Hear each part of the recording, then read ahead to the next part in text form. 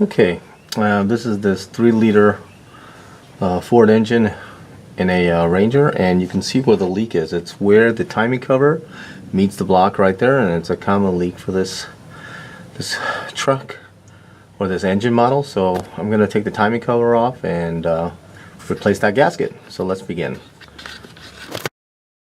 Okay, I have removed the fan shroud and the fan. It wasn't so bad. I took a big crescent wrench and hit it with a hammer clockwise, and after 3 or 4 taps it did come loose, so I didn't have to get anything special or some type of retainer for that. Now I'm about to remove the pulleys, the balancer off the crank, and anything else I might need to get out of the way to get to that cover, which is behind the water pump. Okay, I've got the compressor disassembled or off the bracket and held up by a rod here, and now I'm trying to remove this bracket because there are water pump bolts behind this bracket, so this bracket has to come out. There was a bolt in here, a bolt in here, this bolt, and then there's one on the side of the block over there that we took out through the wheel well with a long extension. So I'm still trying to remove this bracket. And let's see, but everything else down here, I got the crank off.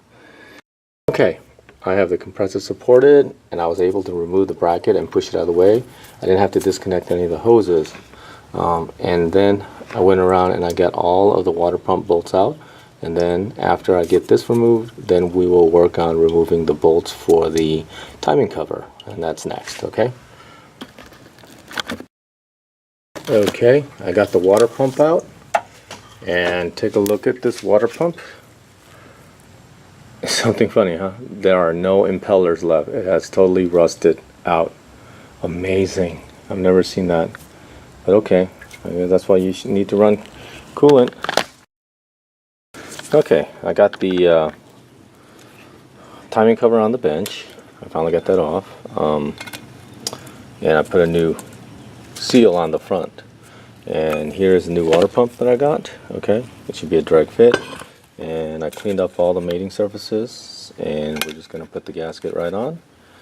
These are this one and this one is the mounting screw for the water pump, and all these, when I mounted the timing, oh I'm sorry, this one, this one, this one, this one, this one, this one, this, and this one.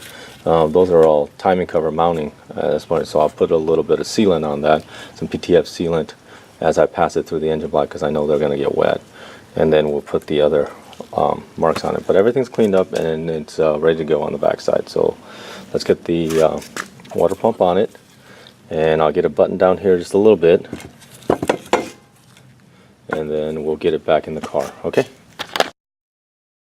everything is back together. I put the dampener back in, the water pump is in, and all the bolts are tightened down. I even got the oil pan bolts here. I don't know if you can see that very well, but the oil pan bolts will tighten down. And that's one thing, is that lower gasket, it's like a rubber. You want to make sure that that's in the right place, and accidentally get squished under there, so you want to make sure that it's good before you tighten it down. So I'm going to put all the brackets now back in place, AC compressor, the power steering pump, and then we can get this thing bumped up, okay?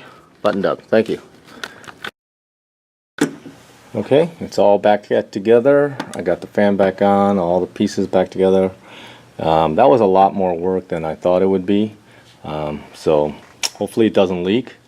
But it's probably a good thing I took it apart, because the pump was bad. So we'll see how it works out. All right, see you again.